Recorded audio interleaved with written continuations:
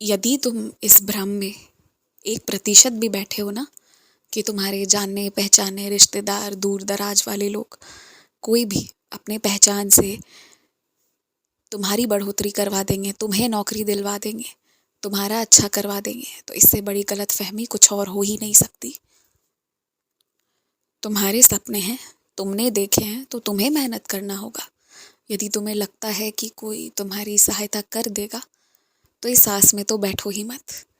और मैं सहायता मिलने भी नहीं दूंगा, खासकर उन लोगों से जो तुम्हारे ही सपनों पर शक करते हैं और तुम्हारे सपनों के खिलाफ तुम्हारे घर वालों को भड़काते हैं। बिल्कुल नहीं। मैं चाहता हूँ कि तुम अपनी मेहनत से, अपनी काबिलियत से अपने सपनों को पूरा करो, ताकि जिस दिन सफलता को हासिल करो ना, उस दिन तुम गर्व से कह सको कि तुमने मेहनत किया था और तुम्हें वो चीज़ मिली है। उस चीज़ के पीछे किसी और का नाम, किसी और का पहचान नहीं चाहिए मुझे। मैं सिर्फ चाहता हूँ कि कहो तो तुम इतना ही कहो कि कृपा साईं की थी, बस। और जब तक तुम सपनों को अपने हासिल नहीं कर लेते, साकार कर नहीं लेते ना, कुछ लोग निश्चित तुम्हारा मजाक उड़ाएंगे, तुम्हें तोड़ने की कोशिश करेंगे, तुम पर शक करेंगे, तुम्हारे सपनों पर शक करेंगे, और कई बार तुम्हारा मनोबल भी तोड़ने की कोशिश करेंगे। क्योंकि तुम जो कर रहे हो वो बहुत अलग, बहुत खूबसूरत है, बहुत सुंदर है, बहुत विशेष है, बहुत खास है, बहुत उच्च पद तक ले जाने वाला है। लेकिन उसमें कई सारे सवाल भी हैं, कई सारी अड़चनें हैं जिसे तुम पार कर पाओगे क्योंकि तुम में वो सक्षमता है, पर उन लोगों में वो नहीं है और वो अपने हिसाब से सोचते हैं। यही कारण है कि उन्हें तुम पर और तुम्हारे सपनों पर विश्वास नहीं है। तो मैं तुमसे यही कहूँगा कि बिल्कुल ध्यान मत दो, किसी की बातों पर ध्यान मत दो, और तुम खूब मेहनत करो। और साथ ही साथ तुम किसी अच्छे दिन मेरे गुरुवार व्रत को करना शुरू करना, और पूरे नियम कानून से उसे तब तक करते जाना बिना रुके जब तक कि तुम जहाँ पहुँचना चाहते हो, जिस सपने को सच होता देखना चाहते हो, जब तक हो नहीं जाता ना, तब तक उसे करते रहना।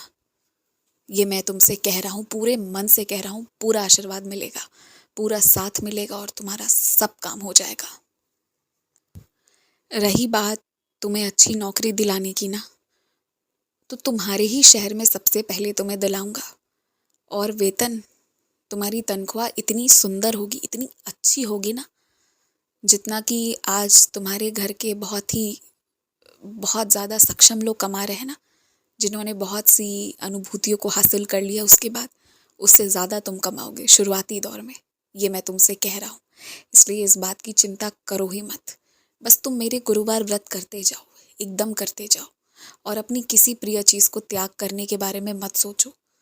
त्याग करोगे तो मुझे कष्ट होगा, और मैं वैसे भी तुम्हें हर कुछ जल्दी अब देने वाला हूँ, विलम्ब नहीं होगा।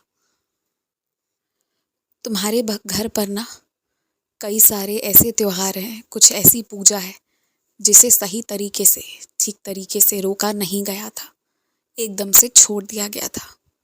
मैं तुम्हारा ध्यान उस ओर ले जा रहा हूँ। जो भी गलतियाँ तुम्हारे घर के बड़े बुजुर्गों से हो गई थी, जाने अनजाने, उन्हें तुम्हारे माध्यम से मैं ठीक करवाने जा रहा हूँ। तुम बस हिम्मत रखना और मेरा साथ देना।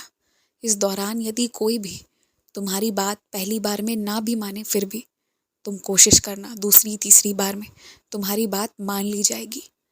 और एक बहुत बड़ा काम मैं तुम्हारे घर पर करवाने जा रहा हूँ, इसलिए हर कोने कोने की सफाई होने जा रही है।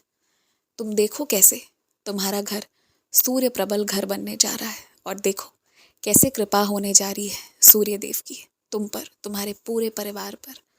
सबके रोग दुख दर्द सब ठीक हो जाएंगे, सब दूर हो जाएंगे, हर नकारात्मकता से दूर हो जाओगे।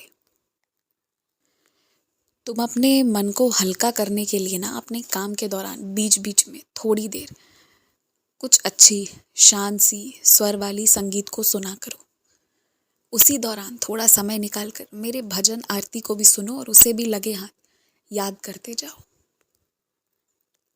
और एक नियम तुम आज से बांध लो कि हर गुरुवार तुम मेरे लिए फूलों की माला लेकर आओगे, और वो हर गुरुवार आना चाहिए जो तुम मुझे पहनाओगे। मंदिर में नहीं, अपने घर पर लाकर मेरे जितने भी चित्र स्वरूप रखे हो ना, उसमें से किसी एक पर लाकर पहनाओगे हर गुरुवार। ये सेवा अब तुम करोगे, और वो तुम तब तक करोगे जब तक मैं चाहूँगा। बहुत खुश रहो, मुस्कुराते रहो, प्रसाद बांटो।